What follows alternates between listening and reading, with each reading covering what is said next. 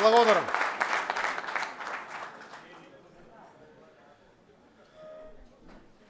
Почитувани граѓани, успеавме.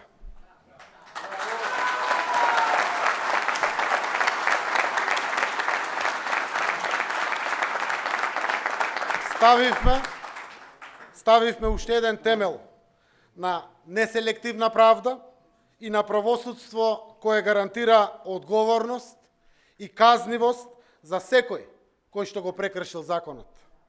Правда и борба против криминалот и корупцијата. За тоа се заложивме, тоа бараа македонските граѓани, за тоа се изборија 2/3 од пратениците во собранијата. Презедовме чекори кон силна и способна правна држава доаѓа правда. Им честитам на сите 80 пратеници кои презедоа одговорност, го препознаа овој момент како клучен за владење на правото и за нашата европска интеграција. Ги победија притисоците и гласаа за усвојување на законот за јавното обвинителство.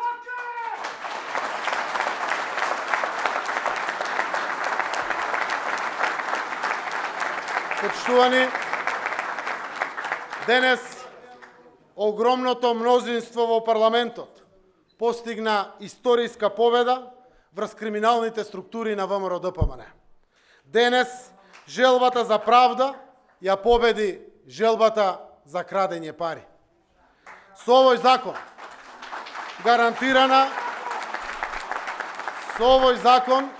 гарантирана е судската разрешница на сите започнати судски процеси и постапки иницирани од специјалното јавно обвинителство.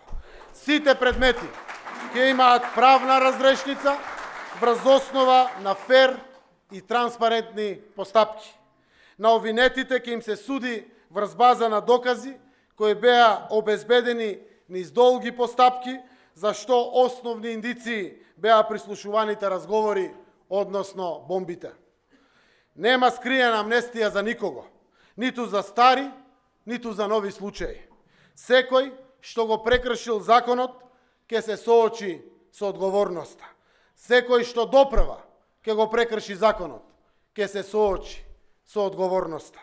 Со овој закон се гарантира дека политичарите нема да бираат и именуваат обвинители, ниту да одлучуваат за еднината на предметите.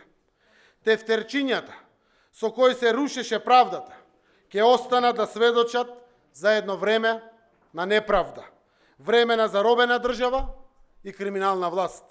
Сега дојде друго време, кога политичарите мора да бидат подалеку од правосудството. За жал, раководството на ВМРО-ДПМН не се одважи и не гласаше за правна држава.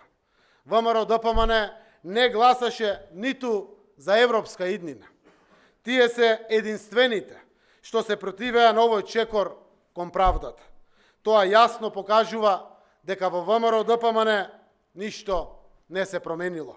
Белиот дворец, преку раководството на ВМРО-ДПМН, се уште е заложник на осудениот криминалец Никола Груевски. Извршителот Мицковски направи се да го спречи носењето на овој закон, да ги исполни желбите на неговиот шеф да одбрани криминал. Не успеа. Не дозволивме да се загрози правдата.